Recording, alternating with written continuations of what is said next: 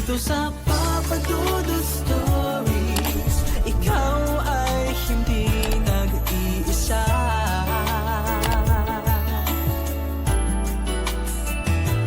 Dito sa Papa Dudut Stories, may nagmamahal sa'yo. Papa Dudut Stories, Papa Dudut Papa Dudut. Sa lahat po ng mga nakatutok ngayon, huwag pong kalimutan mag-like, mag-share at mag-subscribe. Maraming salamat po sa inyong lahat.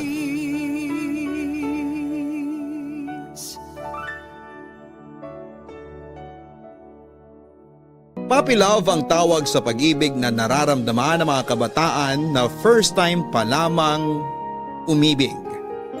Minsan, ito ang klase ng pag-ibig na mahirap kalimutan at mahirap higitan. Ganon pa man, puppy love man o true love, isa lang ang maibibigay nitong aral sa taong sumugal sa pag-ibig. Ito ay kung papaano umibig ng buo at totoo. Ngayong araw, tunghayan natin ang bagong kwentong handog ng kabarangay nating si Strelia. Dito lamang sa mga kwento ng pag-ibig, buhay at pag-asa sa nangungunang Barangay Love Stories. Dear Papa Dudut, magandang araw Papa Dudut, ako po si Strelia, ang inyong letter sender ngayong araw. Pero ang nilalaman ng sulat ko para sa inyo ay kwento ng dalawang pinakaimportanteng tao sa buhay ko. Sa nauna ko pong sulat, kwento ni Sol ang ibinahagi ko sa inyo. Sa pagkakataong ito ay kwento naman ng dalagang si Luna ang mapapakinggan ninyo. Pangalawa sa 7 magkakapatid si Luna, Papa Dudut. Nakatira sa squatters area, hindi na siya nakapagtapos ng pag-aaral dahil sa kahirapan. Hanggang elementary lang ang tinapos nito. Na hindi na nga siya nakatungtong ng grade 6 at hanggang grade 5 lamang siya dahil hindi na kayang suportahan ng mga magulang niya ang kanyang pag-aaral. Sa kanyang paglaki, wala siyang ibang ginawa kundi ang tumulong sa mga magulang niya para makaraos ang pamilya nila sa bawat araw. Sa murang edad ay nangalakal na siya noon. Pagsapit ng edad na 15 ay nagtrabaho siya sa gulayan. 19 anyos siya noong may isang kapitbahay ang nagmagandang loob at tinulungan si Luna para makapasok bilang kasambahay sa isang mayamang pamilya. Maganda naman ang naging pakikitungo sa kanya ng mga amo niya. Sa kabila ng pagiging profesional nila at pagkakaroon ng yamang hindi may kakaila ay napaka-humble ng pamilyang pinasukan ni Luna. Sa loob ng pamamahay na yon, doon niya nahanap ang itinuturing niyang best friend, ang anak ng kanyang amo na si Patricia, Papa Dudut.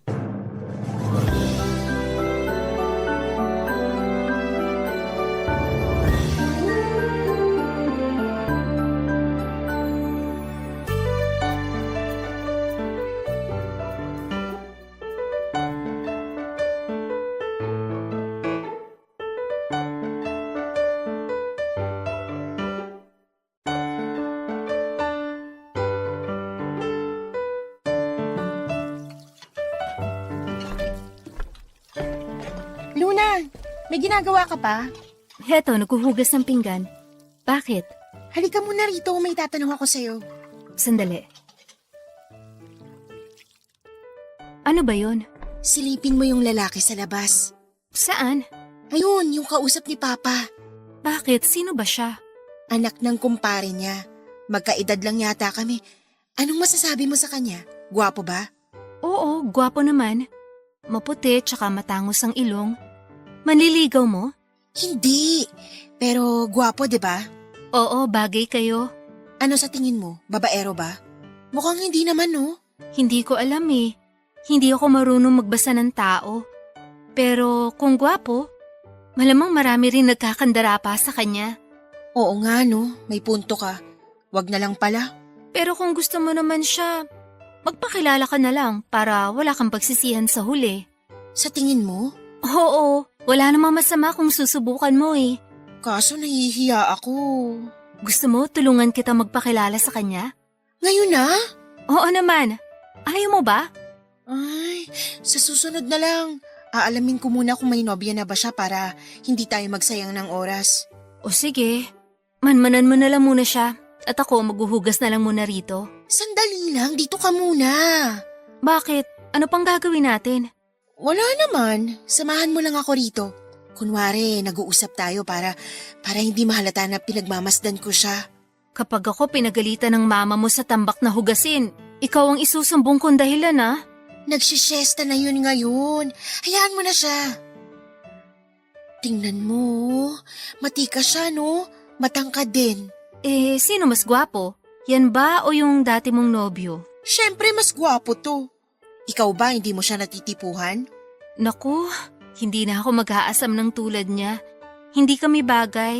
Hindi ko naman tinatanong kung bagay kayo. Ang gusto kong malaman, kung natitipuhan mo rin ba siya? Siyempre, oo. Babae lang din naman ako na nagkakagusto sa mga gwapo. Pero siyempre, dahil ikaw ang mas may gusto sa kanya, hindi na ako makikipag-unahan pa. Mas may tsansa ka sa kanya kaysa sa akin. May tsansa naman tayong lahat. Malay ba natin kung anong gusto niya? Malabo na mangyari yan. Yung mga tulad niya, sa panaginip ko na lang mararanasan. Masyado mo namang binababay ang sarili mo. Maganda ka naman eh. At kung ikaw man ang magustuhan niya, walang kaso yun sa akin. Eh bakit sa akin na napunta yung usapan? Hindi ba't ikaw yung naghahanap ng nobyo ngayon? Oo nga pala. Oh, paalis na siya. Sandali lang, maiwan na kita. Makikibalita lang ako kay Papa. Aalamin ko kung anong pangalan niya. O sige, good luck.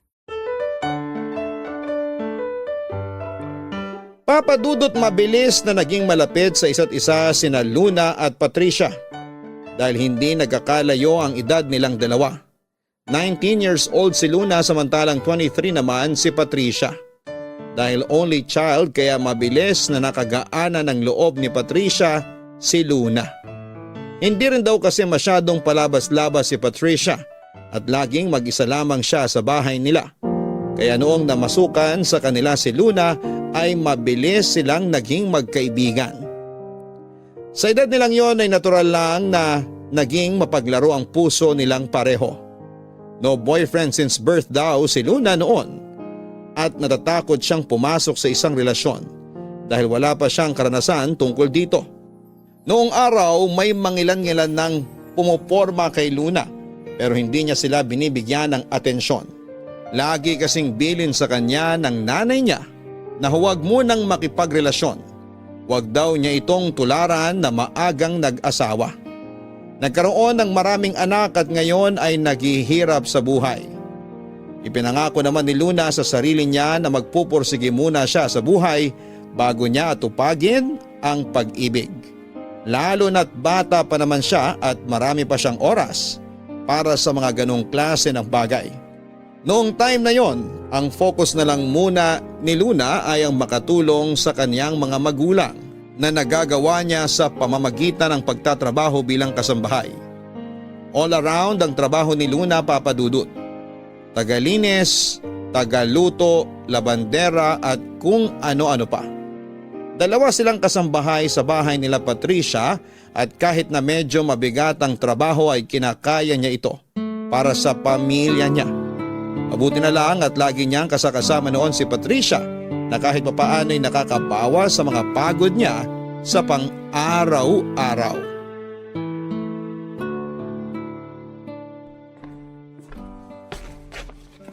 Oh, Luna! Gising ka pa pala? Oo, inihahanda ko lang tong mga rekado para bukas. Anong oras na ba?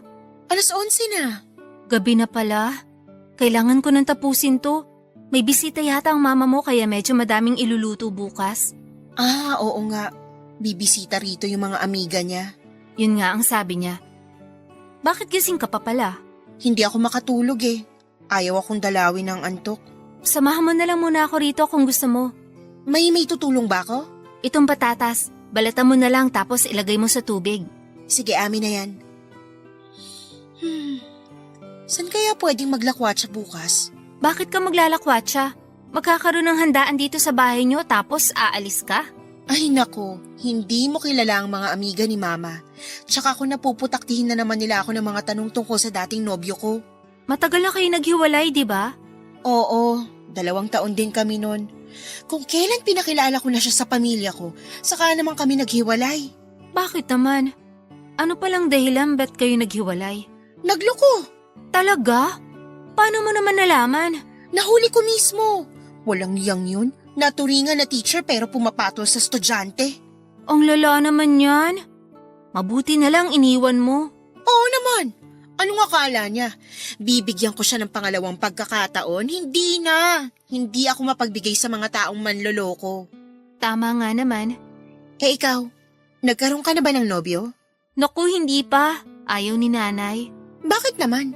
Pinagbabawalan ka? Hindi naman ako pinagbabawalan. Pero mas gusto niyang wag muna ako makipagrelasyon. Kasi nga, ayaw daw niya ako matulad sa kanya na maaga nagkaroon ng pamilya. Pero, paano kung may manligaw sa'yo? Hindi ko nalang pinapansin. May kapitbahay nga kami noon na nagpakita ng motibo sa akin. Kako sa kanya, wag muna kasi gusto ko munang tulungan ng mga magulang ko. Eh, ano bang tipo mo sa mga lalaki? Hindi naman ako tumitingin sa panlabas na anyo. Basta ba responsable at walang bisyo, pwede na sa akin yun. Siyempre dapat mahal din niya ako. Ako naman, gusto ko yung profesional. Ayoko sa tambay at palamunin. Tapos dapat gwapo rin. At higit sa lahat, tapat. Sigurado naman ako makakahanap ka ng lalaking tulad ng sinasabi mo. Maganda ka naman tsaka mayaman. Pero ang hirap ng makahanap ng tapat ngayon. Halos lahat yata ng lalaki manloloko na eh. Hindi naman lahat. Yung papa mo ba, manloloko? Hindi naman, di ba? O sige, hindi lahat. Pero karamihan manloloko. Kaya nga ayoko rin makipagrelasyon pa eh. Baka masayang lang ang oras ko, lalo na kapag natapat ako sa manloloko. Tama ka dyan sa sinabi mo.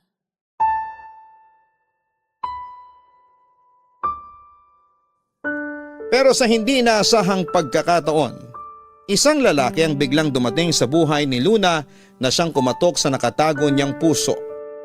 1969 noon, nung unang nakatagpo ni Luna ang kauna-unahang lalaki na bumihag sa kanyang puso, si Manuel. Binabakbak noon ang kalsada sa harapan ng bahay nila Patricia para sa isang road widening project. Mahabang kalsada sa lugar nila pero masikip ito, kaya karaniwang one-way lang ang daanan.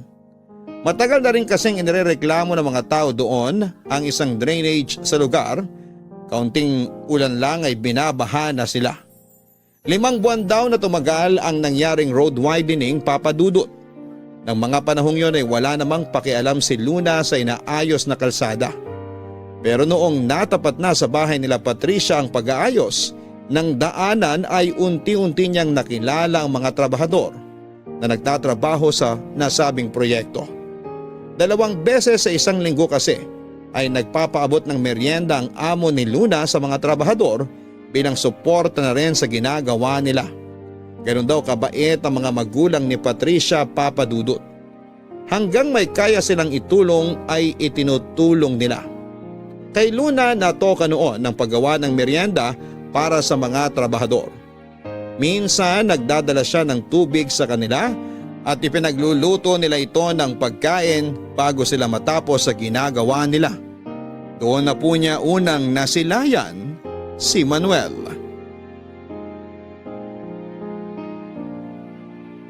Papa Dudut, hindi naging maganda ang unang pagkikita nila Luna at Manuel. Nagluto siya noon ng bilo-bilo. Ito ang ilan sa mga recipe na natutunan niya mula sa kanyang nanay. Pagsapit ng 3:00 ay karaniwang nagpapahinga na ang mga trabahador. Pero ng araw na yon ay abala pa rin ang lahat sa mga ginagawa nila. Lumabas si Luna dala ang mainit-init pang bilo-bilo at inaya niya ang mga trabahador na magpahinga na muna. Hindi siya pinansin ng mga ito hanggang sa isang lalaki ang lumapit kay Luna at tinanong kung sino siya. Masaya namang nagpakilala si Luna.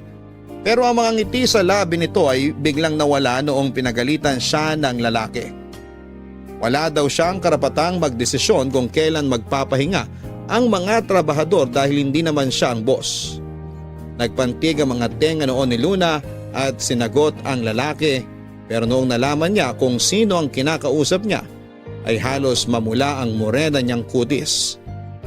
Ang lalaki pa lang yon ay walang iba kundi ang engineer ng mga gumagawa. Hindi naman kasi akalain ni Luna na engineer ang kinakausap niya noon. Masyado kasing bata ang itsura nito at ang damit niya ay katulad din ng mga trabahador. Inakala niya na bagong sali lamang ito sa mga manggagawa na hindi pa niya nakikilala. Iniwan na lamang ni Luna ang niluto niyang pagkain sa gilid, sabay takbo pabalik sa bahay. Hiyang-hiya siya noon, Papa Dudut. Lalo na't nakita ng lahat ang nangyaring bangayan sa pagitan ng dalawa. Simula noon ay kinausap na ni Luna ang kasama niyang kasambahay na magpalit sila ng trabaho, pero hindi naman pumayag ang kasama niya. Noong dumating ang araw na nagpamerienda ulit ang amo niya ay bumahag ang buntot ni Luna. Noong nakita niyang nandun na naman ang boss ng mga trabahador na pakakainin sana niya.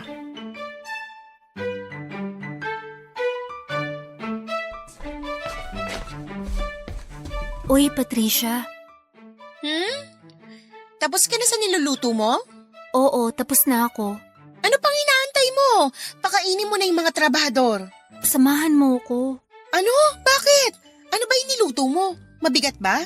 Hindi naman, pero nahihiya kasi akong lumabas. Ba't ka naman nahihiya?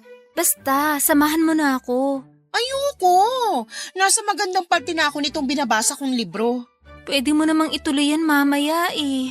Sige na, parang awa mo na, samahan mo na ako. Tingnan mo nga yung itsura mo, para kang batang takot na takot ah. Ano bang meron? Basta, halika na. Saglit lang naman to eh. Sabihin mo muna kung bakit dapat mas maganda yung dahilan mo kaysa dito sa binabasa ko ah. May iniiwasan kasi akong tao sa labas.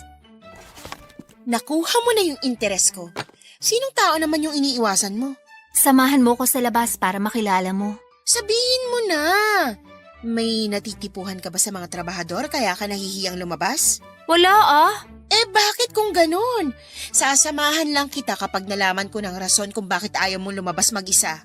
Nasa labas kasi yung engineer nila. Engineer? Oo. Nakasagutan ko kasi siya nung huli, kaya hanggat maaari, ayoko na magpakita pa sa kanya. Talaga? Ba't kayo nagkasagutan? Mahabang kwento. Sabihin mo na, bahala ka. Hindi kita sasamahan. Patricia naman eh. Nag-aantay ako. Ay, ganito yung nangyari. Inaya ko magmerienda yung mga trabahador kasi nga 3:00 na eh. Ganong oras naman talaga ako nagpapakain. Tapos? Tapos, bigla ko nilapitan ng isang lalaki. Pinagalitan niya ako kasi bakit daw ako nagdedesisyon para sa mga trabahador niya. Anong sinabi mo? Sinungitan ko siya. Sinabi ko sa kanya na dati na ako nagbibigay ng merienda sa kanila. Naisip ko na baka bago lang siya kaya hindi niya ako kilala. Tapos ano nangyari? Tapos nagpakilala siya sa akin. Siya pala yung engineer nila.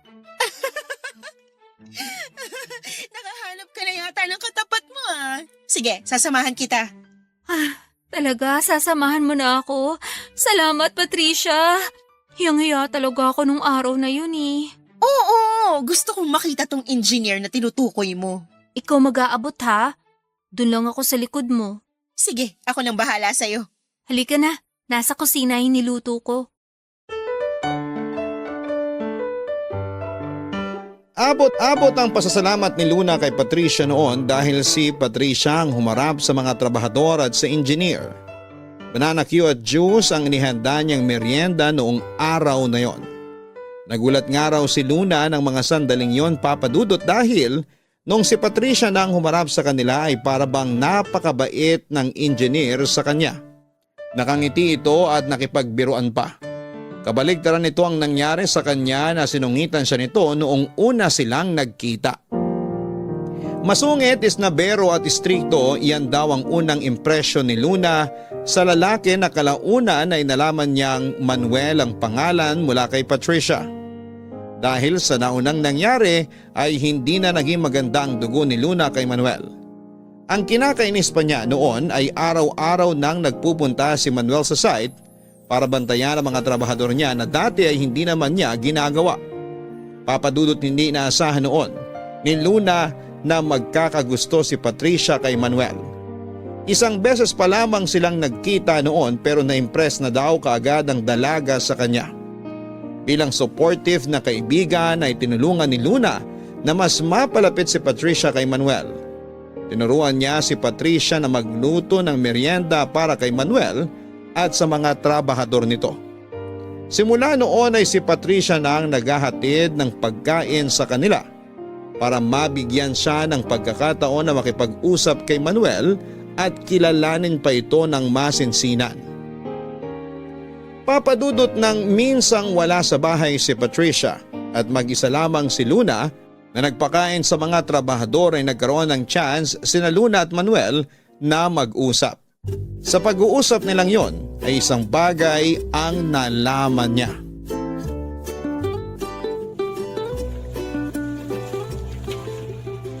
Ginoo, mawalang galang na, Ginoo. Magmerienda na po kayo. Mamaya pa sila pwedeng magmerienda. Nakikita mo namang may ginagawa pa sila eh. Baka naman malipasan ng gutom yung mga trabahador mo sa pinagagagawa mo. Kanina pa sila nagtatrabaho ah. Sanay na yung mga yan. May ipinagawang merienda si ma'am para sa inyo. Dapat kapag may grasyang ibinibigay sa inyo, tanggapin nyo kaagad. Maya-maya pang konti. Papantayin lang nila yung bagong buhos na simento bago sila magpahinga. Iwan ko na lang to. Saan ko pwedeng ilapag? Ano ba yung ginawa mo? Sandwich. Kasya naman siguro to sa inyo.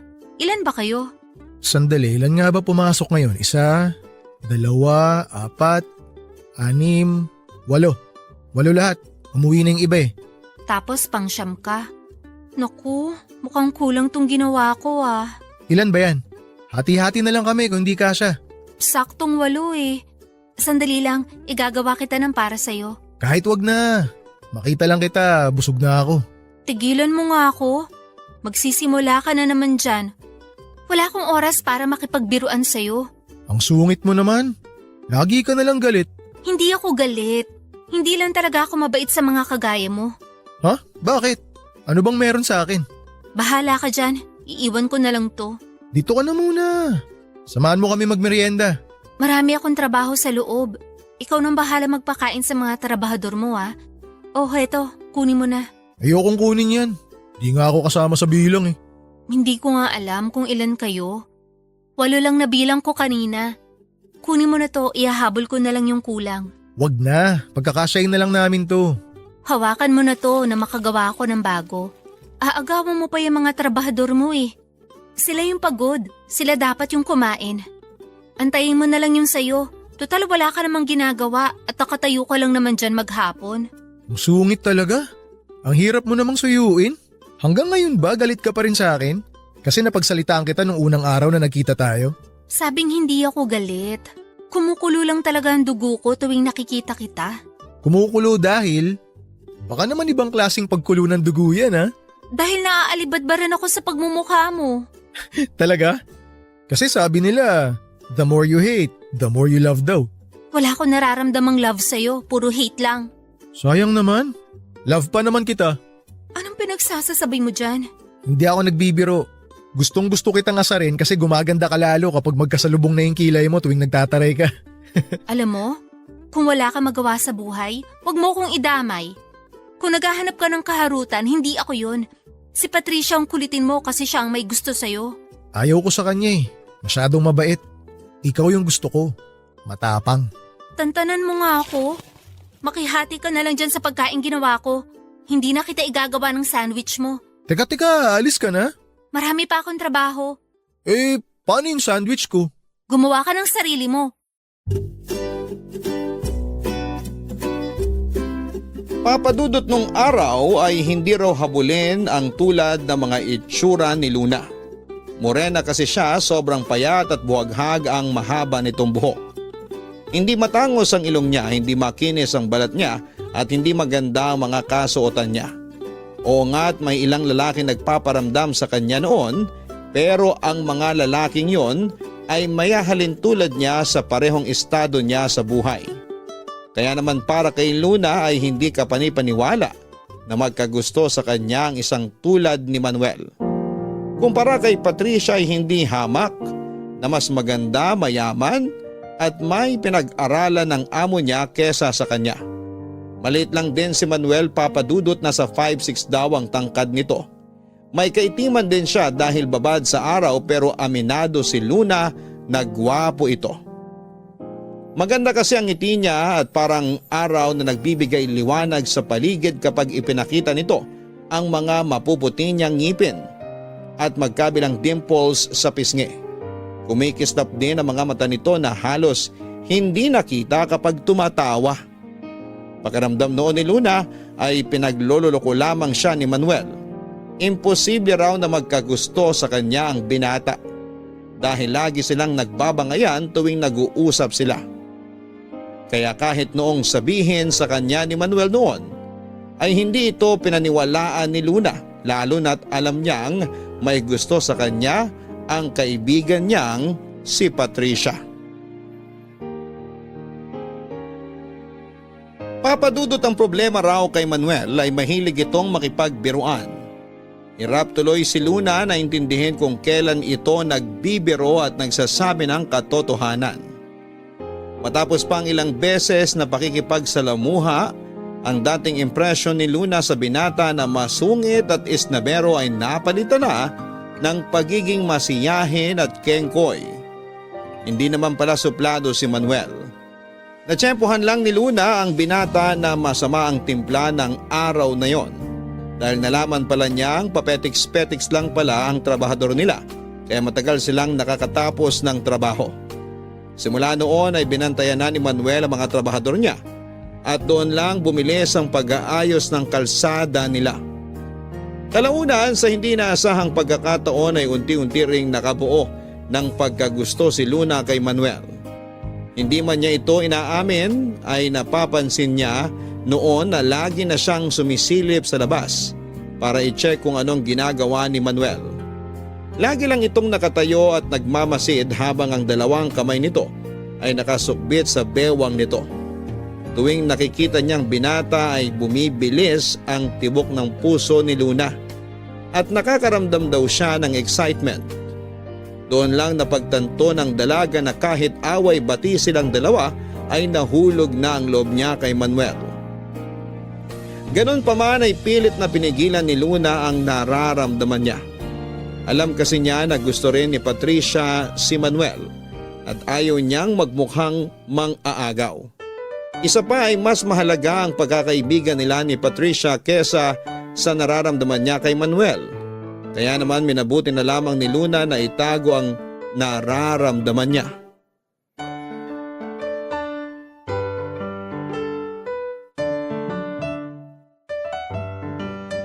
Sarap na sarap yung mga trabahador sa luto mo, ha? Oo nga eh. Ngayon lang ako nakapagluto ng ganon. Talaga? Ngayon ka lang nakapagluto ng lugaw? Oo.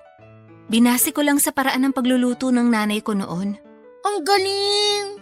Kailangan ko na yata magpaturo sa'yo kung paano magluto para naman makapagpakitang gilas din ako sa iba. Oo naman. Madali lang naman magluto eh. Kung gusto mo, samahan mo ko tuwing nagluluto ako. Mainam nga yan. Huwag kang mag-alala, magaling akong teacher. Nga pala, napansin mo si Manuel? Parang wala siya kanina.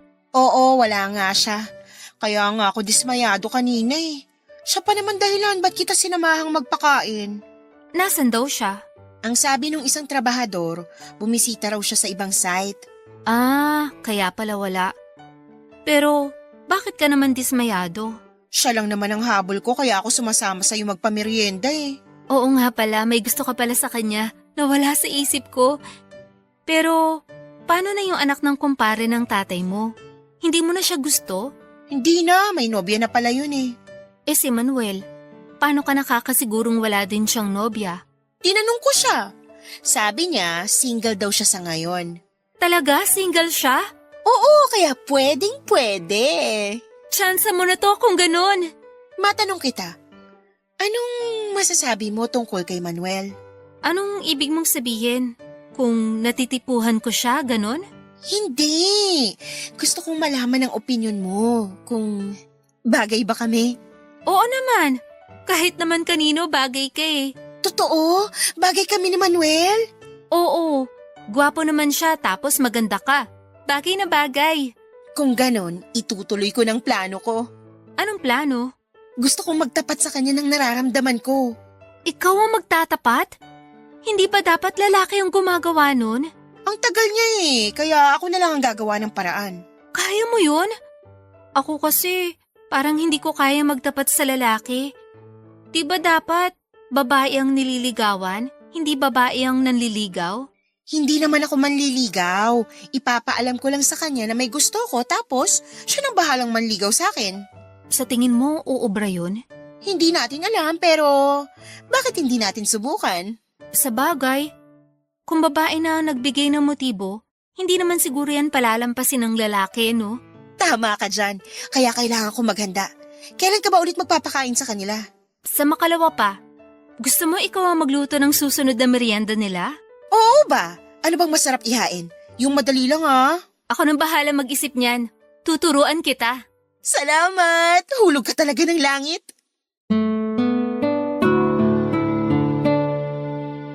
Tuwing nakikita ni Luna sina Patricia at Manuel na masayang nag-uusap ay hindi niya maiwasang makaramdam ng kaunting inggit at selos.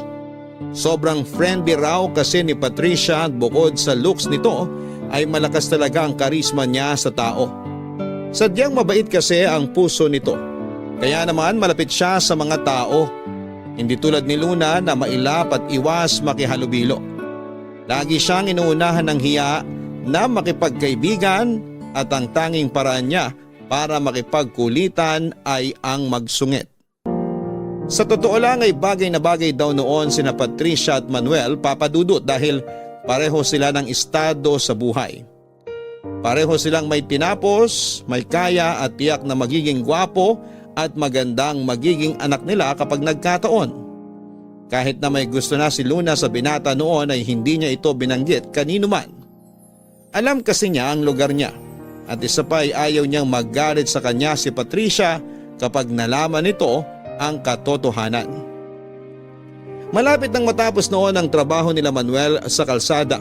Inaantay na lamang nilang matuyo ang bagong buhos na semento sa dulo ng kalsada bago nila gawin ang finishing touches. Kaya bago magkahiwalay ay naisip ni Patricia na magtapat na siya ng nararamdaman niya kay Manuel. Sinuportahan naman siya ni Luna at sa katunayan ay sinamahan pa niya ito. Kaso nga lang noong nagtapat si Patricia kay Manuel ay inamin nito ang katotohanan na hindi niya gusto si Patricia.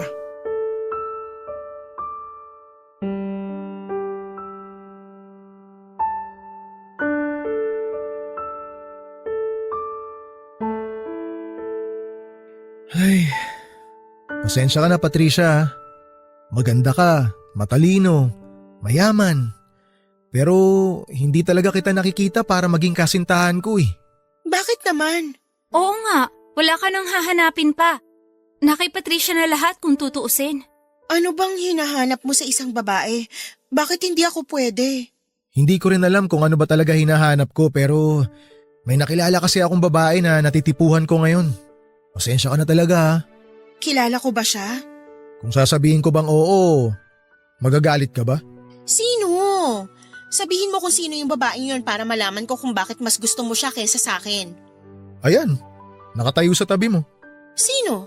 Si Luna? Ako? Oo, ikaw Luna. Siya ang gusto ko, Patricia.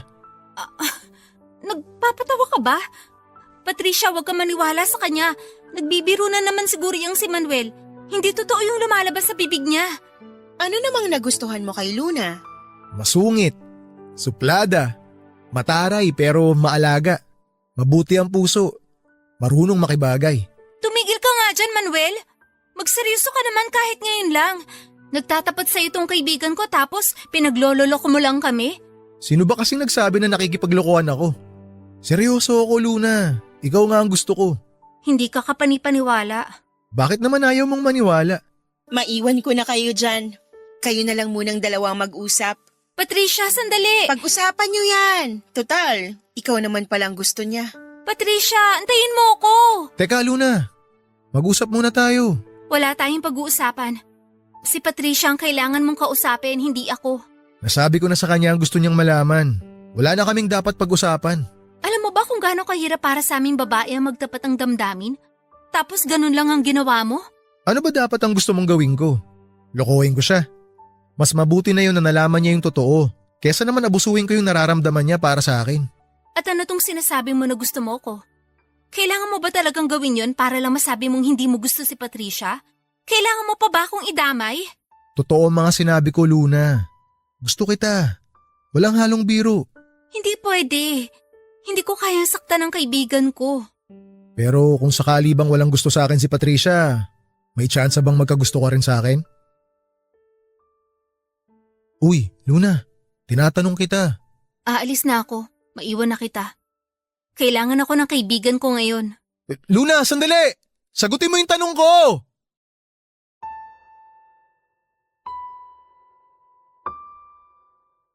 Noong nalaman ni Patricia na si Luna ang gusto ni Manuel ay kapansin-pansin ang paglayo ni Patricia dito. Nagmukmuk siya at umiwas sa dalaga.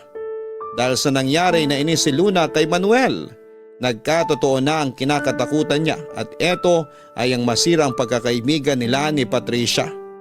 Parang kapatid na ang turingan nila sa isa't isa at ayaw ni Luna na masira ang pagsasama nila dahil lamang sa isang lalaki. Pilit inassure ni Luna si Patricia na wala siyang gusto kay Manuel para kahit papaano'y gumaan ang loob nito.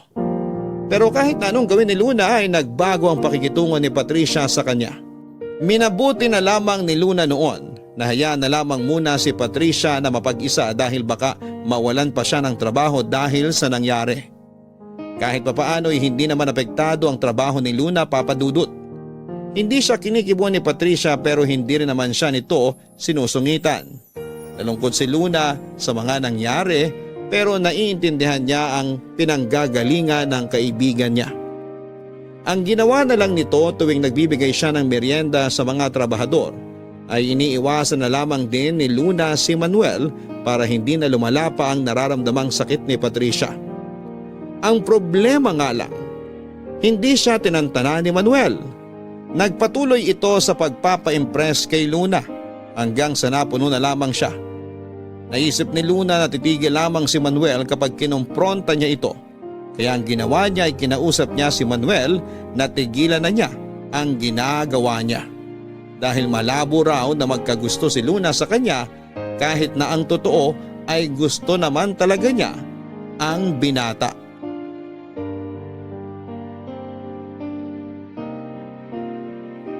Papadudot inakala ni Luna noon na pagkatapos nitong pagsabihan si Manuel ay titigil na ito pero kabaligtaran ang nangyari. Mas nagpursigi pa nga si Manuel na ligawan si Luna dahil sa ginawa niya. Anito ay kapag daw kaibigan talaga ang turing sa kanya ni Patricia ay hahayaan niya si Luna na sumaya. Hinayaan na lamang siya ng dalaga at hindi pinansin dahil mas importante para sa kanya si Patricia kesa ang nararamdaman ni Manuel para sa kanya. Sa huling araw ni Manuel sa trabaho ay pinaghandaan ng amo ni Luna ang pag-alis nila. In-invite niya ang lahat ng mga trabahador kasama na si Manuel para sa kaunting salo-salo sa kanilang bahay. Nagpaluto ito ng pansit at tuwang-tuwa naman ang mga trabahador sa ginawang kabutihan ng amo ni Luna. Labis-labis ang pasasalamat nila sa pagiging matulungin ng mga ito. Kahit na kung tutuusin ay hindi naman nila kargo ang mga trabahador. Nang panahon na yon ay ayaw pa rin na magpakita ni Patricia kay Manuel. Napahiya raw kasi siya kaya mas mabuting wag na itong magpakita pa dahil wala na siyang mukhang maiharap. Sinubukang kausapin ni Luna si Patricia para sana lumabas at makapagpaalam pero nagpanggap ang dalaga na masama ang pakiramdam. Bago natapos ang pagsasalo-salo ay kinausap ni Manuel si Luna para magpaalam na.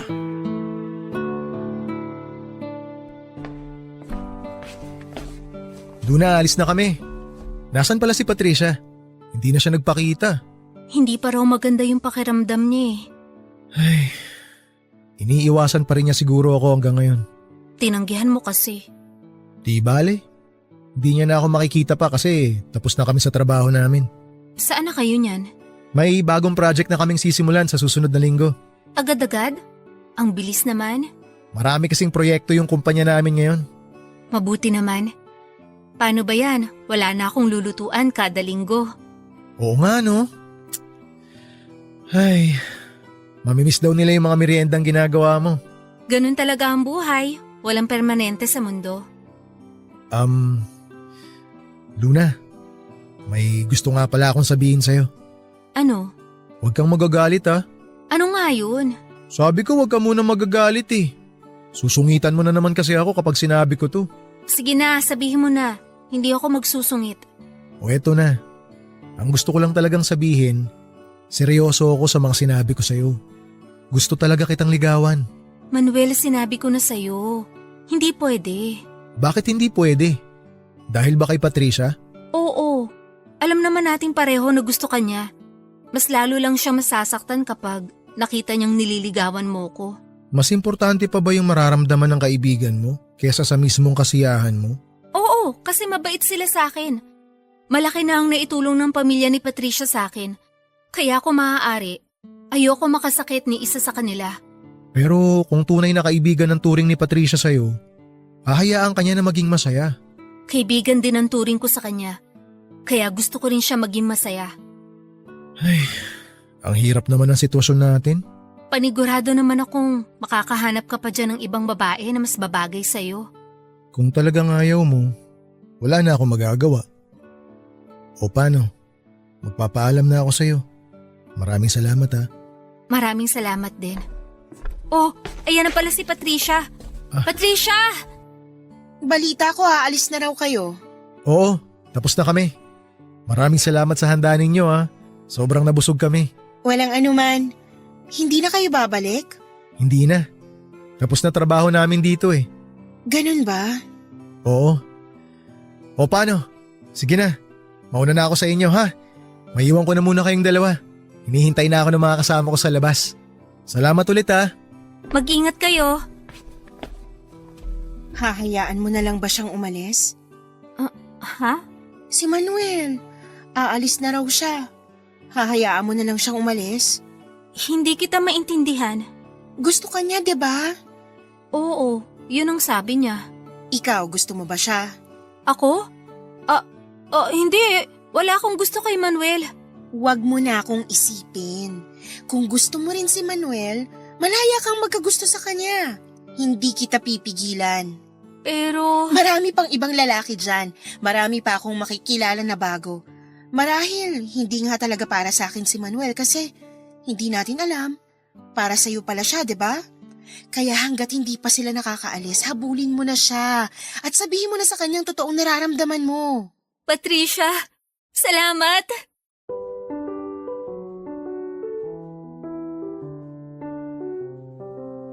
Bago tuluyang makalis si Manuel ng hapon na yon ay hinabol ni Luna ang binata para sabihin ang magandang balita.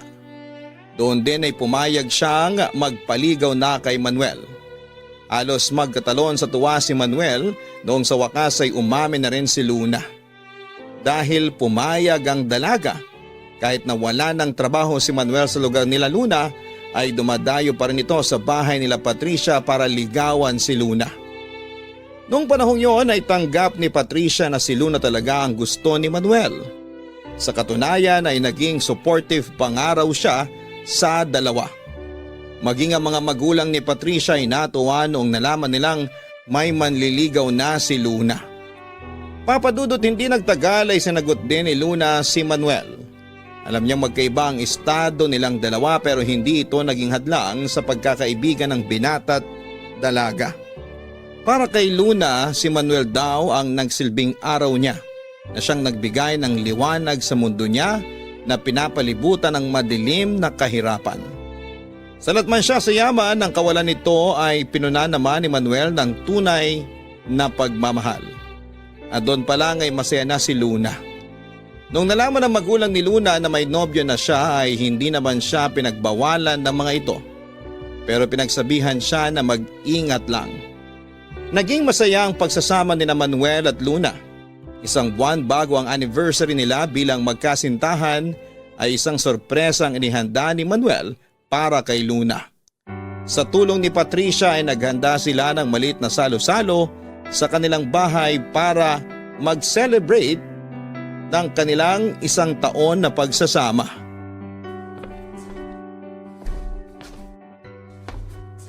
Ano ba tong ginagawa niya sa akin? Basta, sumunod ka na lang. Huwag mong tatanggalin yung piring sa mata mo ha. Tulungan mo ko maglakad, baka madapa ako. Hindi ko pa naman nakikitang dinadaanan ko. Malapit na tayo. Ayan, nandito na tayo. Pagbilang ko ng 3, tanggalin mo na yung blindfold mo ha. 1, 2, 3. Surprise! Surprise! Manuel! Anong ginagawa mo rito? Akala ko ba nasa site ka ngayon? Maaga ako nagpaalam para mapuntahan kita rito ngayong araw. Anong okasyon? Bakit may dala kang cake? Hindi lang cake ang dala niyan. Marami siyang pagkaing hinanda. Para saan? Wala namang may birthday ah. Para sa anniversary natin to. Ha? Sa susunod na buwan pa naman yun ah. Alam ko, pero naisip ko na ngayon na natin ipagdiwang yung anibersaryo natin. Kasi magiging abala na ako simula sa susunod na buwan eh. Bakit? Akala ko ba patapos na kayo sa proyekto nyo? May bago na naman ba ulit? Ako ang sasalo sa iniwang project ng kasamahan kong engineer. Malaking project yun eh, kaya baka hindi ako makapaglaan ng oras para sa anniversary natin kapag nagkataon. Kaya ngayon na tayo magdiriwang. Ganun na nga. Oh, ano pang hinihintay mo? Ibigay mo na yung cake at bulaklak na hawak mo. Ay, oo nga pala. Heto, happy anniversary. Happy anniversary din.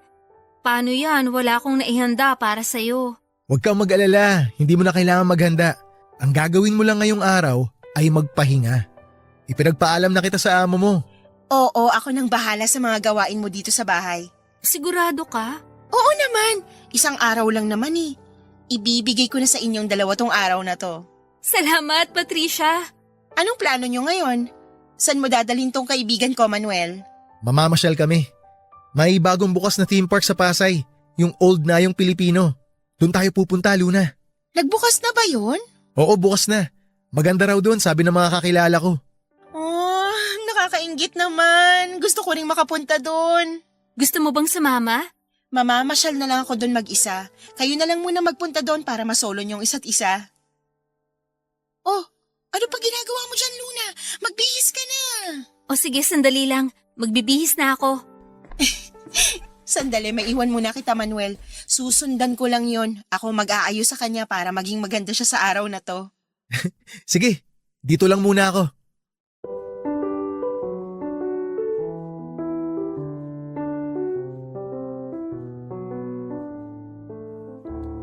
Sobrang saya ni Luna noong araw na yon, Papa Dudut. Pero hindi niya inakala na yun na rin pala ang huling araw na makakasama niya si Manuel. Ilang linggo matapos ang naging selebrasyon nila ay isang aksidente ang kinasangkutan ni Manuel. Papunta na dapat sa site si Manuel kasama ang ilang trabahador. Nung isang private van ang iniwasan nila matapos itong mag-counterflow. Tumama ang sinasakyan nila sa poste. 2 napuruhan sa kanila, Papa Dudut. At isa na doon si Manuel. Sa pagmamadaling makatakas ng van na iniwasan nila ay isang tao pang nabangga nito, si Berto na tatay ni Sol. Nakaligtas si Berto pero dahil naapektuhan ang spinal cord nito ay nabaldado siya at hindi na nakapagtrabaho pa. Sa kabilang banda, 3 araw na nanatili sa ospital si Manuel dahil sa tama sa ulo at dibdib nito. Walang kamalay-malay noon si Luna sa mga nangyari. Saka na lang niya ito nalaman nung isang dating trabahador ni Manuel ang nagbalita kay Luna. Dali-dali siyang nagpunta sa ospital at doon ay binantayan niya ang kanyang nobyo. Pero sa 2 araw nito sa ospital ay tuluyan ng bumigay si Manuel. Yun ang first heartbreak ni Luna, Papa Dudut. Araw-araw niyang pinagluksa noon si Manuel. Mabuti na lamang at naging kaagapay niya ang pamilya ni Patricia sa pinakamadilim na parte ng buhay niyang yon. Inabot ng matagal na panahon bago niya sinubukang buksang muli ang kanyang puso hanggang sa isang tawang muling nagbalik ng ilaw sa nooy madilim niyang buhay. Walang iba kundi si Sol. Dito na po natatapos ang kwento ni Luna, Papa Dudut. Sa susunod na sulat ko ay kwento naman nila Sol at Luna ang mapapakinggan ninyo.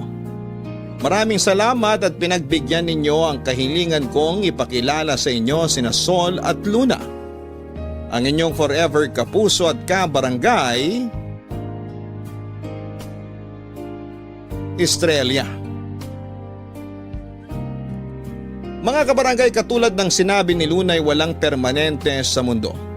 Hindi natin alam kung ano ang dala ng kinabukasan kaya dapat bawat araw, bawat oras ay sinusulit natin ang mga ito.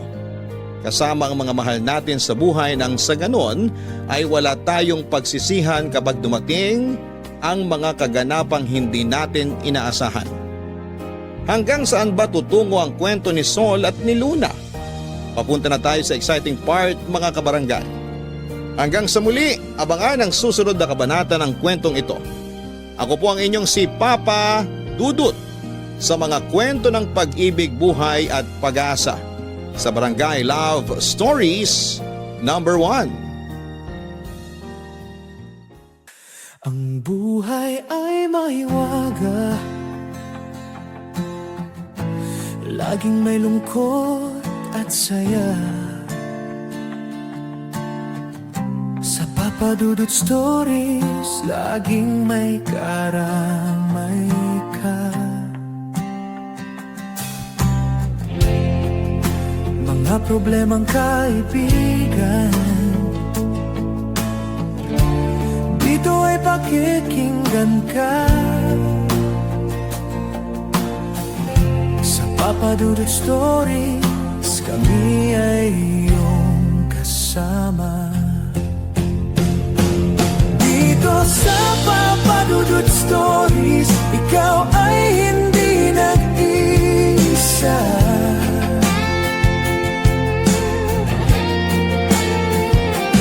Dito sa Papa Dudut Stories, may nagmamahal sa'yo.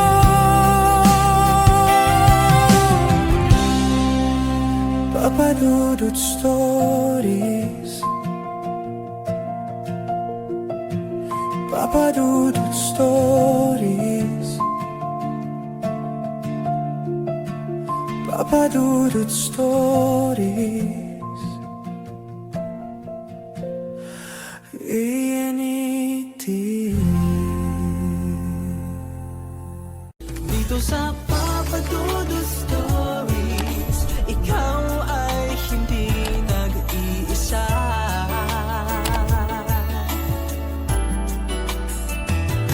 Dito sa Papa Dudut Stories, may nagmamahal sa'yo. Papa Dudut Stories, Papa Dudut Papa Dudut. Sa lahat po ng mga nakatutok ngayon, huwag pong kalimutan mag-like, mag-share at mag-subscribe. Maraming salamat po sa inyong lahat.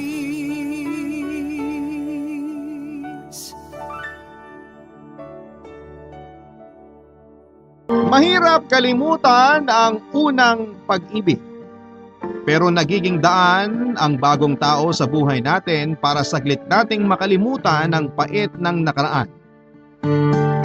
Ikaw, kabarangay, handa ka bang magmahal ulit para lamang makalimutan ang taong naging dahilan ng pagkabigo mo sa pag-ibig?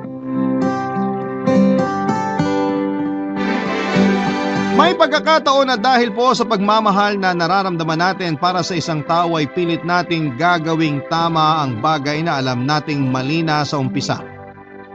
Ang sabi nga nila, hindi kailanman nadidiktahan ng puso.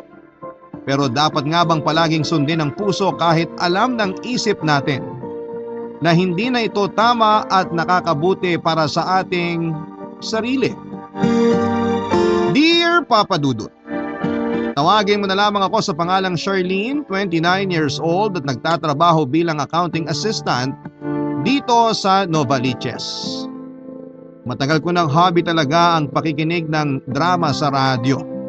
Pero ngayon ko lamang naisipan na magpadala ng sarili kong kwento. Medyo busy kasi akong tao kaya humanap din talaga ako ng oras para masimula na gawin itong sulat ko. Hayaan niyong simulan ko ang totoong kwento ko sa relasyon namin ng boyfriend ko noon na si Dylan Papadudut. Schoolmate ko siya noong college at sinagot ko ang panliligaw niya sa akin nang sabay kaming makagraduate sa mga kurso namin. Tumagal din noon ng ilang taon ng relasyon namin at kahit may kanya-kanya na kaming trabaho, pinipilit naming magbigay ng oras sa isa't isa, Papadudut.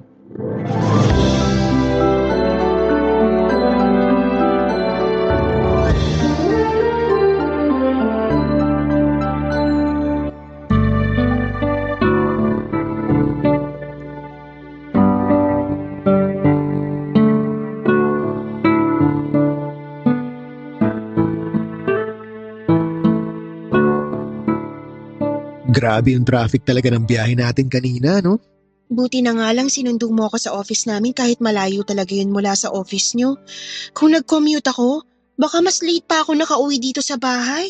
Friday naman ngayon, kaya okay lang sa akin na malate nang uwi sa apartment ko. Sayang nga lang hindi tayo nakapag-dinner kanina. Kung hindi tayo naipit sa traffic, baka nakadaan pa tayo dun sa favorite restaurant natin. Kaya nga eh. Tsaka kailangan ko rin makauwi kaagad kasi may mga kailangan pa akong tapusin na trabaho. Uuwi ka na rin pala agad, Han? Oo eh. Kasi 'di ba kung maaalala mo, may tumawag sa akin kanina habang nasa biyahe tayo papunta dito sa bahay niyo. Boss ko 'yun. May pinapahabol siya na financial report na kailangan ko ipasa mamaya. Magtatrabaho ka pa rin kahit gabi na? Oo, Han. Kailangan eh. Ay, nag-text pa naman si Mommy kanina. Sabi niya, nagluto siya ng kare-kare. Paborito mo yun, 'di ba? Talaga nagluto siya? Nako, sayang naman. Paborito ko pa naman 'yun. Pumasok kaya muna tayo sa bahay para makapag-uwi ka sa apartment mo ng pagkain kung talagang hindi ka na pwede magtagal dito. Sa ibang araw na lang siguro, Han. Han, hindi tayo nakapag-dinner kaya alam kong gutom ka na rin. Kung wala ka ng time na mag-dinner kasabay ko, magbaon ka na lang ng niluto ni Mommy para hindi ka na umorder ng pagkain para sa dinner. Ayos lang ako. Hindi rin naman talaga ako nagugutom kaya wag mo na ako alalahanin. Sige na, sasakay na ako sa kotse para makauwi na rin ako. Pumasok ka na sa loob. Hintayin kita makapasok bago ako umalis. Sige, mag-iingat ka sa pagdadrive. Okay, salamat. Good night.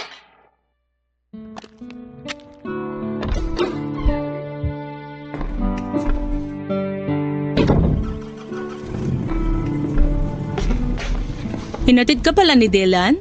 Opo, Ma, pero umalis na rin po siya kasi may kailangan pa siyang tapusin na report daw para sa trabaho niya.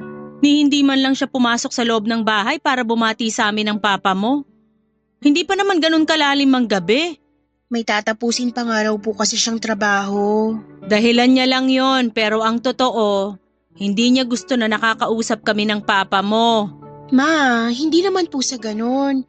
Busy lang po talaga si Dylan. Huwag mo na siyang ipagtanggol kasi kilala ko na yung boyfriend mo. Bihira nga yan pumunta sa mga family gathering natin at palaging yung trabaho niya ang dinadahilan mo sa akin. Masyado lang po talagang workaholic si Dylan. Eh bakit naman ikaw nagagawa mong pumunta sa kanila kapag birthday ng daddy o mommy niya? Nagpapaluto ka pa nga sa akin minsan ng dadalin mong pagkain sa kanila.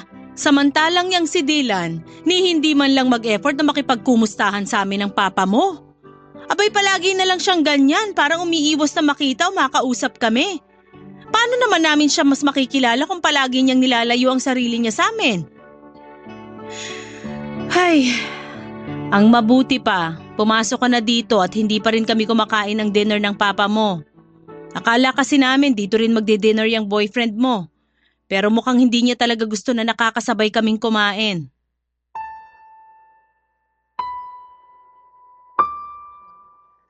Papadudot unang nakilala ng mga magulang ko si Dylan bilang schoolmate ko noon. At kalaunan ay sinabi ko na rin na nanliligaw siya sa akin. Pero kaagad kong sinundan na wala pa akong balak na sagutin si Dylan. Solong anak lamang ako kaya naman alam ko na medyo mataas ang expectation sa akin ng mga magulang ko. Nangako rin ako sa kanila na palagi kong pagbubutihin ang pag-aaral ko at yun naman talaga ang ginawa ko. Kaya kahit gusto ko na talaga si Dylan noong nanliligaw pa lamang siya sa akin noong college ay pilit kong pinigilan ang sarili ko na sagutin kaagad siya. Papadudot nang makagraduate nga kami ni Dylan ay doon na ako naglakas ng loob na sagutin ang panliligaw niya. Lalo na at nakita ko naman ang effort niya para magustuhan ko siya. Yung pagsama niya sa mga group study namin kahit puyat at pagod siya sa paglalaro para sa soccer team nila. Yung palagi niyang pagte-text at tawag sa akin at ang pinaka-sweet na part ay yung pagsulat niya ng mga tula para sa akin. Mabait din siya at gentleman talaga kaya tuluyan nang nahulog ang loob ko sa kanya, Papa Dudut. Nang maging boyfriend ko nga siya at pinakilala ko sa mga magulang ko ay naging maayos naman ang lahat, Papa Dudut. Kaya lang ay hindi siya masyadong nagsasalita nung kinausap siya ni na Papa at Mama. Sumasagot siya sa tanong ng mga ito pero hindi siya masyadong nagkwekwento. Nang matapos ang dinner na yon ay inamin sa akin ni Dylan na hindi talaga siya masyadong sanay na makihalubilo sa mga matatanda kaya hindi siya masyadong nakaimik sa dinner na yon. Hindi rin siya masyadong sumasama sa mga family gathering namin at palaging umiiwas na makita ang mga magulang ko. Nung una medyo naiinis ako hanggang sa nakasanayan ko na lang din yon, Papa Dudut.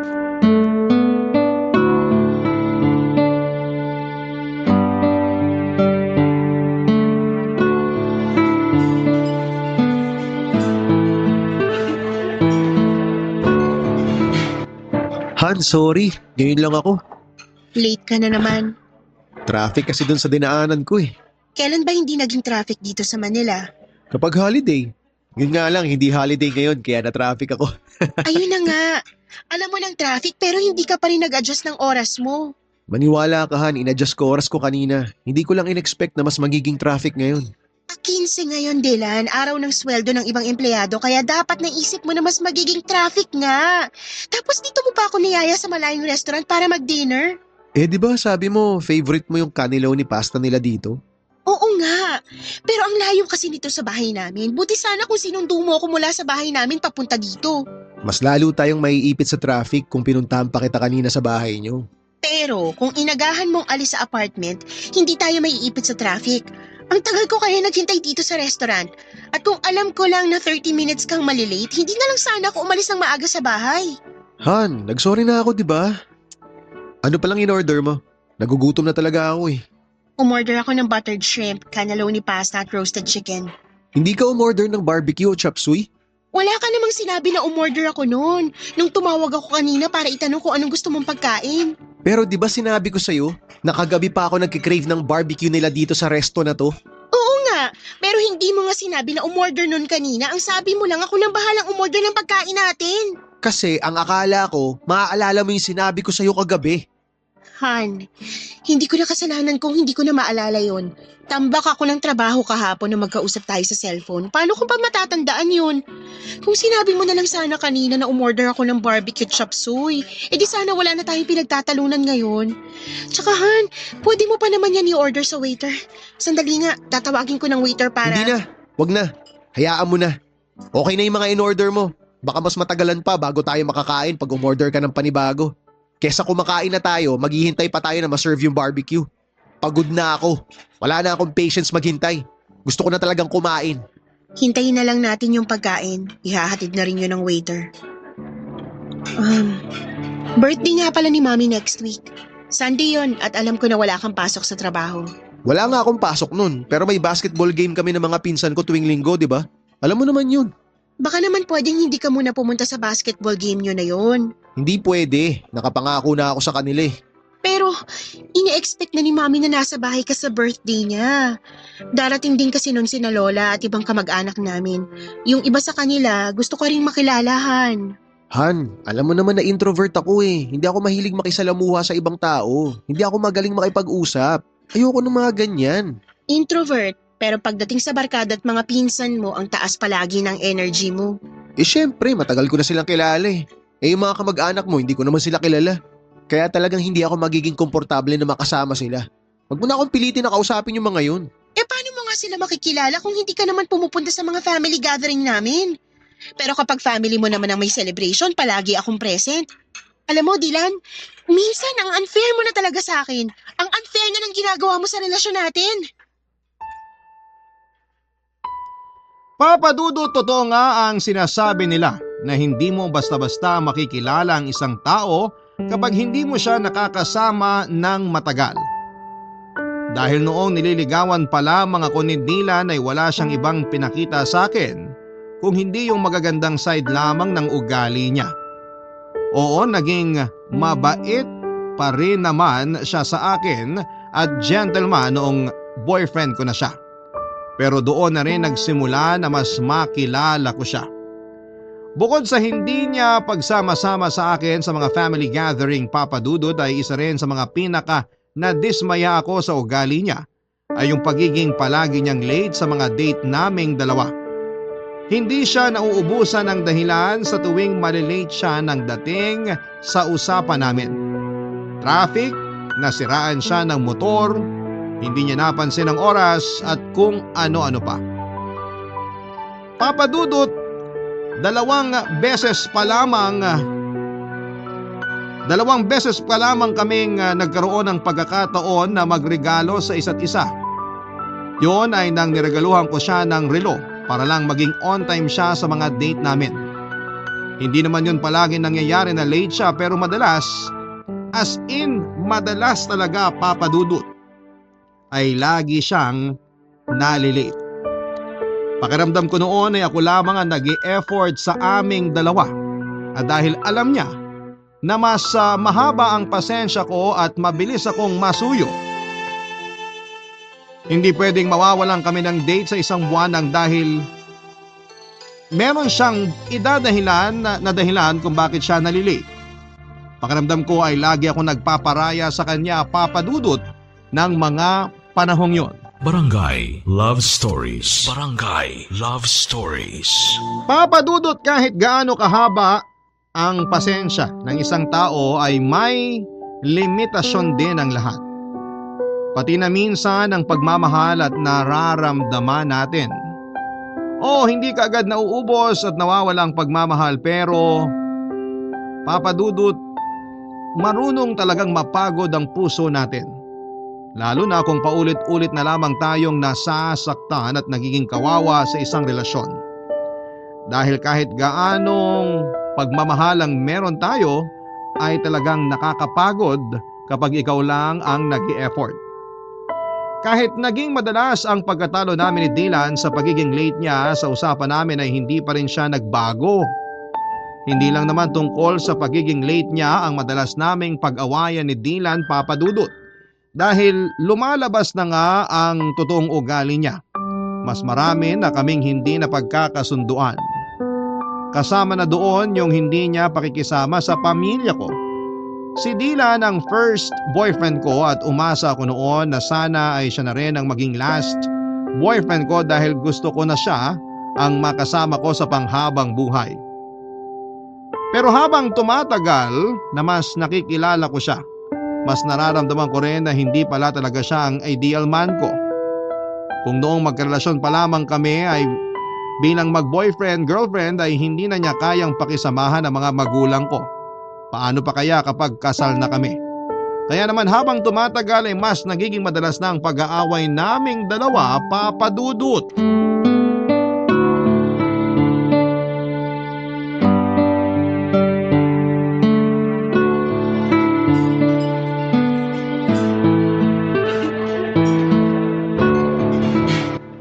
Han, sorry. Ngayon lang ako. Late ka na naman. Traffic kasi dun sa dinaanan ko eh. Kailan ba hindi naging traffic dito sa Manila? Kapag holiday. Yun nga lang, hindi holiday ngayon kaya na-traffic ako. Ayun na nga. Alam mo ng traffic pero hindi ka pa rin nag-adjust ng oras mo. Maniwala ka Han, in-adjust ko oras ko kanina. Hindi ko lang in-expect na mas magiging traffic ngayon. 15 ngayon, Dylan. Araw ng sweldo ng ibang empleyado kaya dapat naisip mo na mas magiging traffic nga.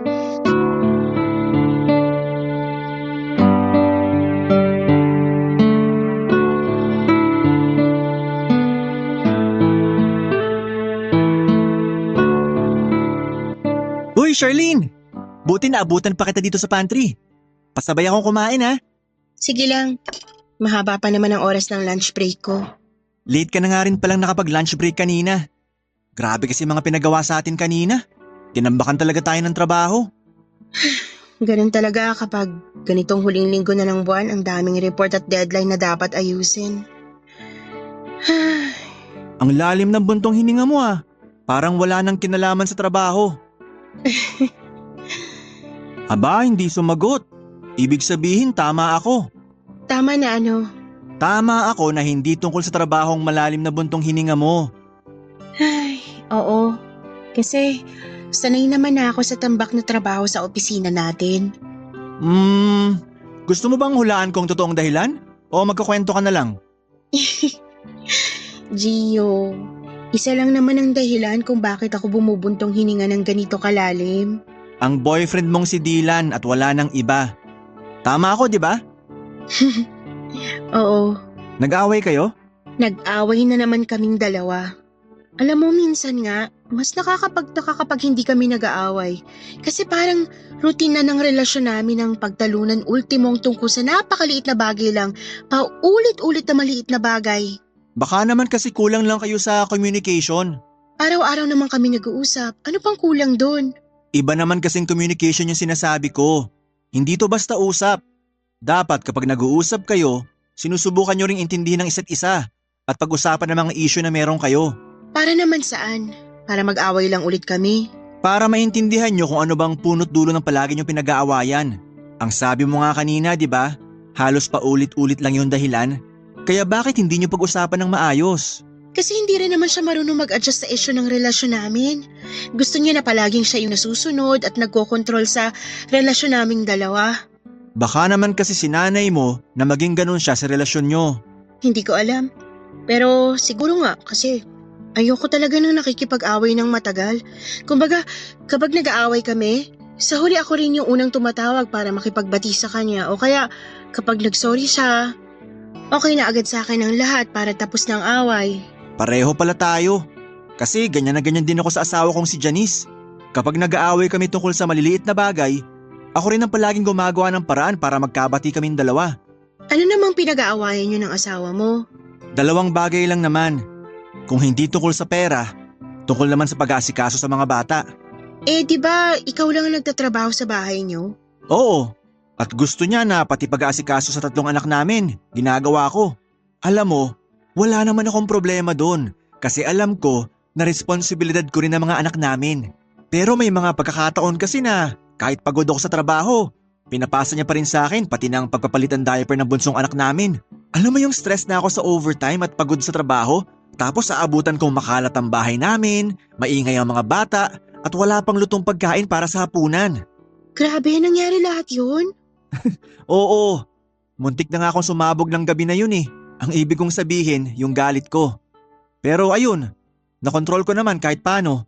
Nag-away kami, pero kagaya ng sabi ko kanina, ako rin ang palagi nakikipag-ayos. Ako nagsusorry at ang ending nun, ako pa rin ang kikilos para sa mga gawaing bahay na hindi niya nagawa. Nakakapagod pero wala eh. Kasi mahal natin sila, kaya hindi natin sila kayang tiisin.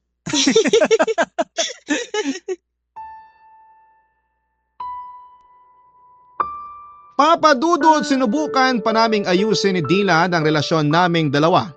Pero hindi pa rin natigil ang paulit-ulit na pagtatalo naming dalawa at lumalaki ang isyu namin sa isa't isa. Ultimo, ang hindi pagte-text o pagtawag ay pinag-aawayan na namin. Malit na mga bagay na alam naming walang kwenta pero pinagsisimula ng away naming dalawa. At sa mga oras na nag-aaway kami, ang kaibigan at katrabaho kong si Gio ang naging madalas na kausap ko tungkol sa magulong relasyon namin ni Dylan. Papa Dudut, hindi nagtagal ay tuluyan nang natapos ang relasyon namin ni Dylan. Mahirap po at masakit din yon para sa akin dahil nga si Dylan ang first boyfriend ko. Noon pa lang ay marami na akong plano para sa aming dalawa. Mga plano na akala ko ay sabay naming tutuparin.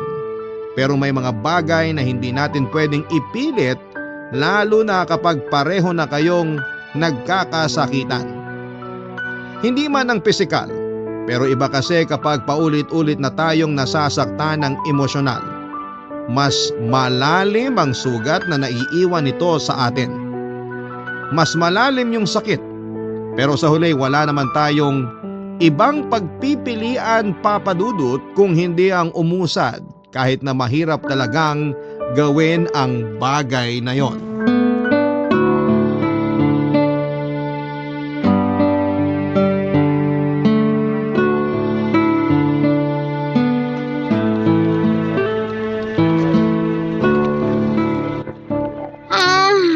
Ay, sa wakas, lunch break na rin.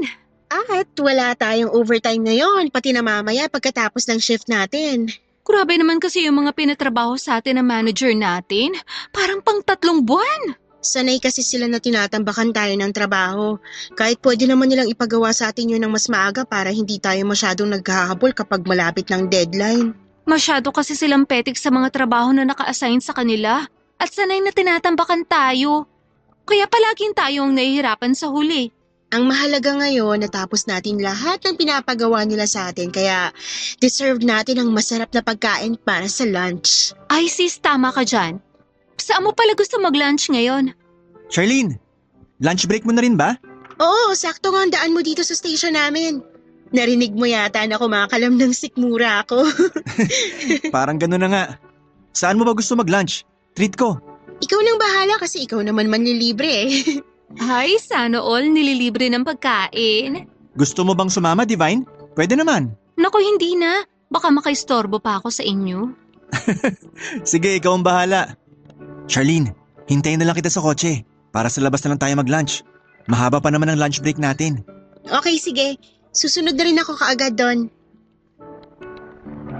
Charlene, may gusto ka bang sabihin sa akin? Ano namang sasabihin ko sa'yo? Sus, kunwari pa to. Alam mo naman ang tinutukoy ko. Ay, mali pala. Kilala mo naman na kung sinong tinutukoy ko. Divine, kung tungkol kay Gio yung ini-issue mo sa akin, uulitin ko na magkaibigan lang kaming dalawa. Kaya hindi mo kailangan na mag-isip ng kahit na ano tungkol sa amin. Magkaibigan na palagi magkasabay na mag-lunch break at lumabas ng opisina pagkatapos ng trabaho. Oo, kasi pareho lang naman ang oras ng shift naming dalawa eh. Naku, Shirley na. Huwag kang ang pabebe dyan. Alam ko namang may something na sa inyong dalawa ni Gio. Ano bang something yan? Wala nga. Okay, iibihin ko na lang ang tanong ko. Wala pang something sa inyo pero gusto mo si Gio. Tama ba ako? Alam mo, Divine, ang dami mong tanong. Ayun na nga. Ang dami kong tanong pero ni isa wala ka namang sinasagot. Sinagot ko naman na magkaibigan lang kami ni Gio. Walang kahit na anong namamagitan sa aming dalawa. Okay, sige. Mabuti na yung nagkakaliwanagan tayo.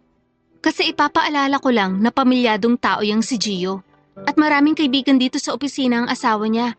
Kasi dati rin yung nagtatrabaho dito. Alam ko naman yon, pati na ang limitasyon ko. Good! Kaibigan mo ko. At ayoko lang talaga na magkaroon ka ng problema dito sa opisina. Alam ko na hindi madali ang naging breakup niyo ni Dylan.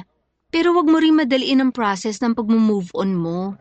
Hindi mo kailangan gumamit ng ibang tao para makapag-move on ka na kaagad.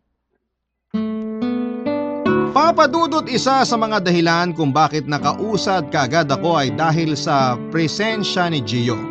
Sa kanya talaga ako mas madalas na nagkukwento ng mga panahong yon na hindi na okay ang relasyon namin ni Dylan.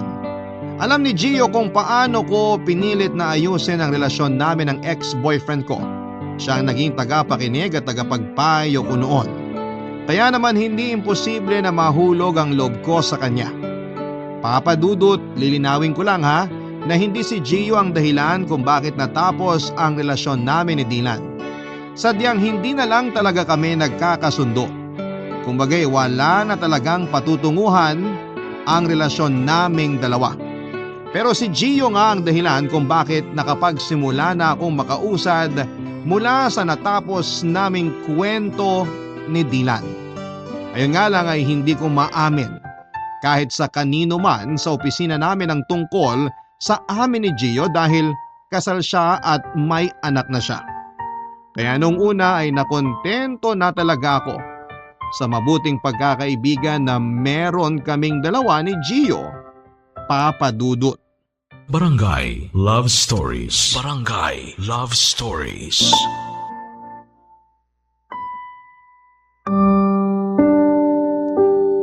Papa Dudut, isa sa mga dahilan kung bakit magaan ang loob ko kay Gio at madalas akong nagkukwento sa kanya noon dahil ng mga oras na yon ay nagkukwento rin siya na hindi na maayos ang relasyon nila ng asawa niya. Minsan niya raw kasing nahuli na may iba itong karelasyon at sinabi niya na kung wala lang silang anak ay hiniwalayan na raw niya kaagad ang asawa niya. Pero nakiusap daw ang asawa niya na muling ayusin ang relasyon nila para sa kanilang mga anak. Pinagbigyan niya ang hiling nito pero hindi na muli pang naibalik ang tiwala niya dito. Mula nga noon, Papa Dudut, ay naging madalas na ang pag-aaway nilang dalawa ng asawa niya. Kaya sa akin niya rin madalas na kinikwento ang mga problema niya. Naging tagapakinig at tagapagpayo niya ako. Kaya hindi nakapagtataka na sabay na nahulog ang loob namin sa isa't isa. At nang aminin niya sa akin na may espesyal na siyang nararamdaman para sa akin, hiwalay na kami noon ni Dylan at balak na rin niyang makipaghiwalay sa asawa niya. Pero dahil nga sa anak nila ay hindi niya yon kaagad nagawa, kaya nagsimula ang isang maling relasyon sa aming dalawa. Dati rin palang nagtatrabaho ang asawa ni Gio sa kumpanya namin kaya maraming nakakakilala dito. At nang tuluyan nang tapusin ni Gio ang relasyon nila ng asawa niyang si Janice, ay kaagad na kumalat ang balitang yon sa opisina kasunod ang usap-usapan at mga parinig sa akin ng mga katrabaho ko na isa raw akong kabit, Papa Dudut.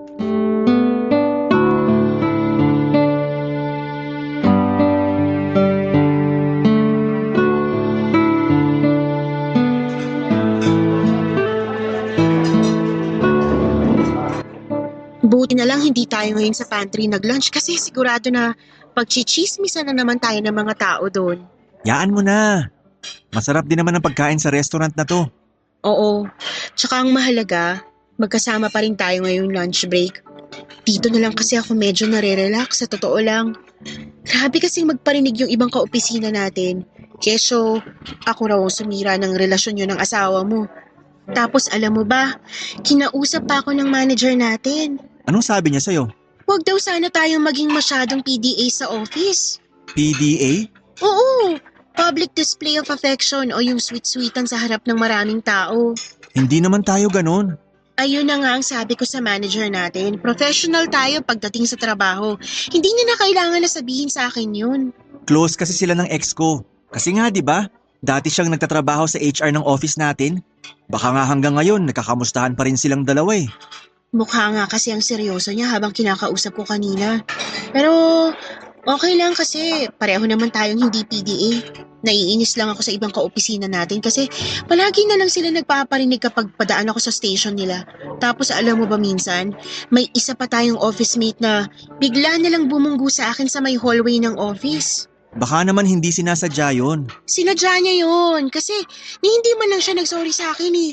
Nalaglag pa nga ang bag ko noon pero hindi man lang siya lumingon sa akin. Ay, pero hayaan mo na. Hindi naman ako patola sa mga ganong klaseng attitude. Ikaw ba babe? Kumusta ka? Ha? Tinatanong kita kung kumusta ka kasi 'di ba 2 araw kang naka-vacation leave.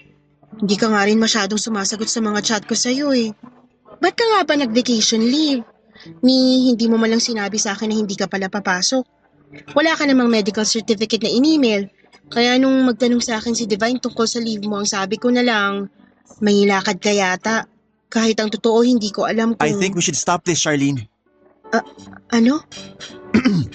Ang sabi ko, siguro mas okay kung ititigil na natin to. Gio, nakakaintindi ako ng English kaya hindi mo na kailangan Tagalogin pa yung sinabi mo. Ang hindi ko lang maintindihan, ano yung kailangan nating itigil? Yung pagkain natin ngayon? Yung pag-uusap natin? O Itong yung... relasyon natin. Nakikipaghiwalay ka na sa akin? Charlene, hindi din madali sa akin to pero... Hindi pala madali sa'yo. Eh di sana naisip mo rin na mas lalong hindi madali sa akin ang pumasok sa relasyon na to. Hindi madali para sa akin na paulit-ulit na tawagin akong kabit ng ibang tao. tao na marinig na isa akong homewrecker kahit ang totoo. Siraan na ang relasyon niyo bago pa ako pumasok sa eksena ng buhay niyo. Pero nilunok ko ang lahat ng hirap na yun, Gio. Nilunok ko kasi minahal kita. Tapos ano? Tapos ganito na bigla mo nalang ibabasura lahat ng effort ko? Hindi ko naman binabasura kung ano man ang meron sa ating dalawa. Maniwala ka sa akin. Nahihirapan din talaga ako. Pero kasi, masyado na akong iniipit ni Janice. Ni ayaw niyang ipakita sa akin ng mga anak namin mula nung maghiwalay kami. Pati yung parents ko, inaaway na ako. Lahat sila, pinagtutulungan ako dahil lang sa nakipaghiwalay ako kay Janice. Pero di ba ang sabi mo ako nang mahal mo? Oo, Kung totoo yun, bakit hindi mo magawang maipaglaban yung pagmamahal na yan? kasi nga mahirap yung sitwasyon nating dalawa. Sa'yo na nang galing, di ba? Pinagtutulungan ka ng mga kaopisina natin. At ganun din ang ginagawa sa akin ng pamilya ko. Kaya alam ko na parehong matatahimik ang buhay natin sa oras na magawa na nating itama ang lahat.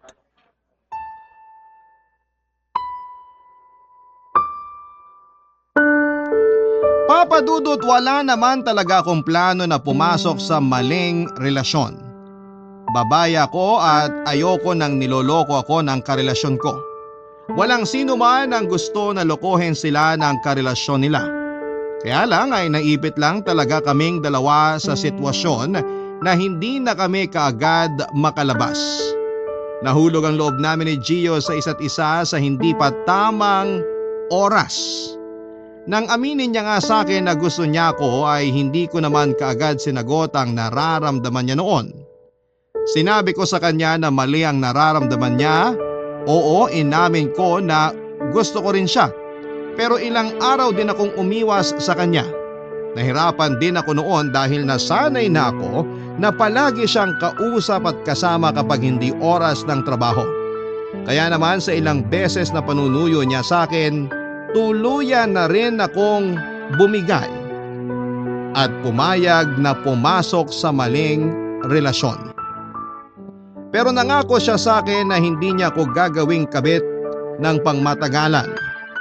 On the rocks na kasi talaga ang relasyon nila noon ng asawa niya kasi nga minsan na rin niyang naramdaman at naranasan na lokohin bago pa man kami nagkaroon ng relasyon.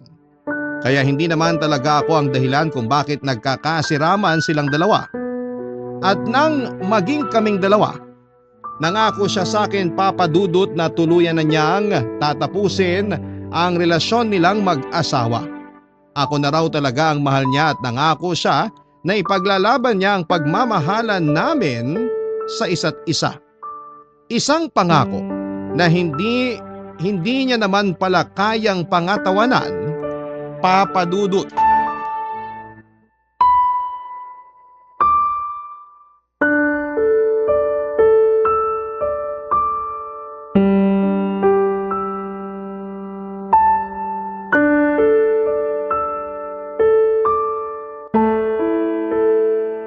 Sigurado ka bang magre-resign ka na talaga, Charlene?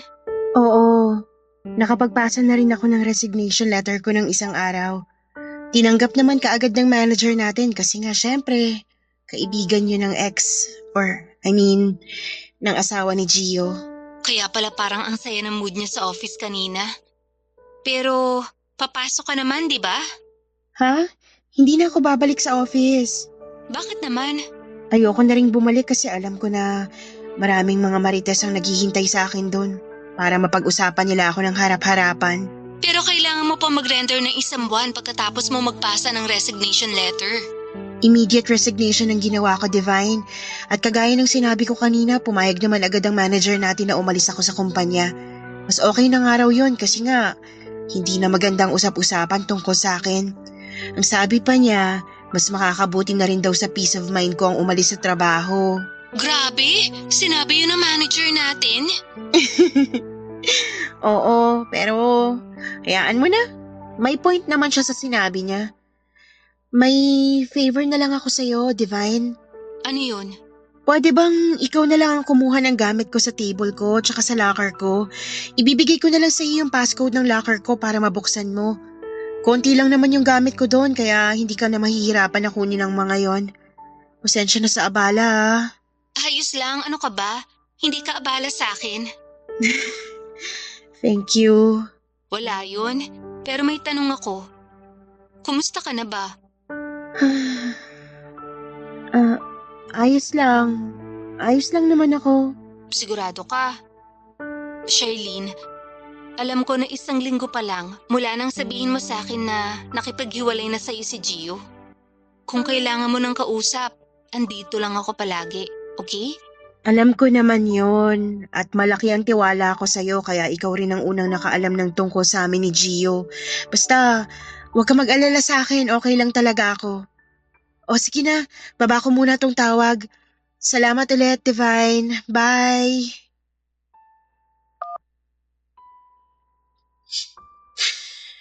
Ayos lang ako. Ayos lang talaga ako. Charlene, anak? Gising ka pa ba? Opo, Ma. Gising pa po ako. Gumawa kasi ako ng mainit na tsaa. Nagbabaka sakali lang ako nagising ka pa kaya dinala na rin kita. Eto oh. Salamat po, Ma. Ang bango po nitong tsaa.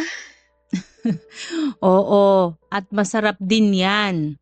Hindi ganong mapait. Palamigin mo muna ng konti para hindi ka mapaso kapag ininom mo na. Sige po. Ilalagay ko po muna dito sa maliit na lamesa ko. Anak, Yes po, Ma. kumusta ka na ba?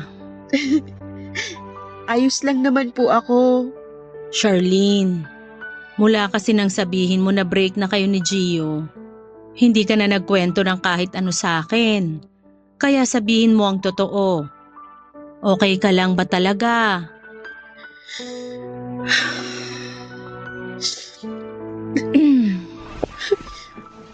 Hahawakan ko ang kamay mo para maramdaman mo na okay lang ang umiyak. Hindi kita huhusgahan. Mama mo ko kaya pwede mong sabihin sa akin lahat ng nararamdaman mo. Alam ko naman po yun, Ma. Kasi nang sabihin ko sa inyo na kasal na sa ibang babae ang bagong boyfriend ko, hindi naman po kayo nagalit sa akin. Dahil sinigurado mo na hiwalay na sila ng asawa niya bago ka pumasok sa relasyon nyo. Pero ang naging tanong ko sa'yo noon, bakit ka pumasok sa bagong relasyon kahit alam mo sa sarili mo na hindi ka pa handa? Kasi yun pong nakita kong paraan para maka-move on na kaagad ako kay Dylan. Naisip ko na kung may bagong lalaki na sa buhay ko, makakalimutan ko na kaagad siya. Nagawa ko naman po yun, Ma. Nagawa ko kalimutan kaagad si Dylan. Oo, tama ka. Pero anong nangyari? Nasaktan ka rin sa lalaking pinalit mo kagad sa kanya, 'di ba? Nasaktan ka kasi pumasok ka sa relasyon kahit hindi ka pa naman talaga handang magmahal uli. Masyado mong minadali ang lahat. Pero alam ko naman na matatag ka, anak.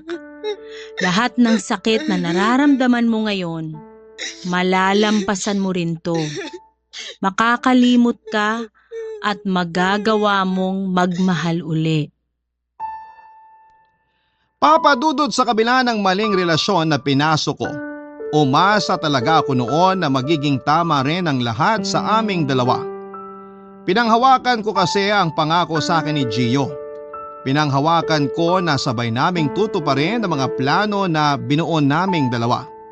Malalim na kasi ang pagmamahal na nararamdaman ko noon para kay Gio. Yung pagmamahal na handa ko nang awayin ang ibang tao para lamang sa kanya. Yung pagmamahal na ipaglalaban ko hanggang sa huli. Ayun nga lang, ako pala ang hindi kayang ipaglaban ng taong mahal ko. Papadudot, aaminin ko na tama si Mommy sa mga sinabi niya. Ginamit ko si Gio para mabilis ako makapag-move on mula sa nagtapos na relasyon namin ni Dylan. Malaki kasi ang pagkakaiba ng ugali nilang dalawa. Nakita ko kay Gio ang mga bagay na hinihiling ko noon na sana ay nasa ugali na lamang ni Dylan. Naramdaman ko na mas napapahalagahan ako ni Gio kumpara noong magkarelasyon pa lamang kami ni Dylan. Pero limitado lang pala ang relasyon na pwedeng magkaroon sa pagitan naming dalawa. Ramdam ko naman na minahal din ako ni Gio, mas matimbang lang talaga siguro ang pagmamahal na meron siya para sa asawa at anak niya. Malaking pagkakamali rin talaga, Papa Dudut, na humanap kaagad ako ng taong pwedeng pumalit kay Dylan sa puso ko.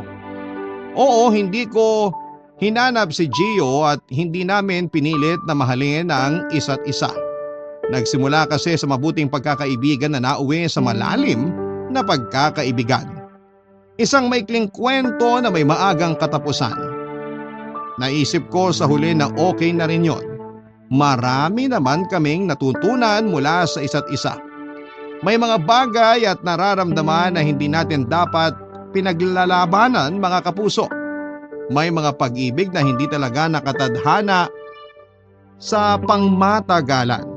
At may mga tao na daraan lang talaga sa buhay natin para mag-iwan ng mga aral. Papa Dudut, ngayon ay single pa rin po ako, pero masasabi ko na masaya naman ako. Masaya ako na naghihintay para sa tamang tao na darating sa buhay ko. Hanggang dito na lamang po ang sulat ko, ang inyong forever kapuso at kabarangay, Charlene. Ang buhay ay maiwaga, laging may lungkot at saya. Sa Papa Dudut Stories, laging may karamay ka. Mga problemang kaibigan, dito ay pakikinggan ka. Sa Papa Dudut Stories, kami ay iyong kasama. Dito sa Papa Dudut Stories, ikaw ay hindi nag-iisa.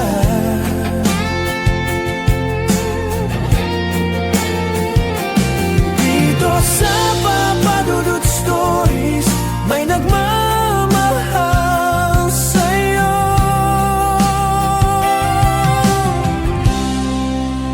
Papa Dudut Stories,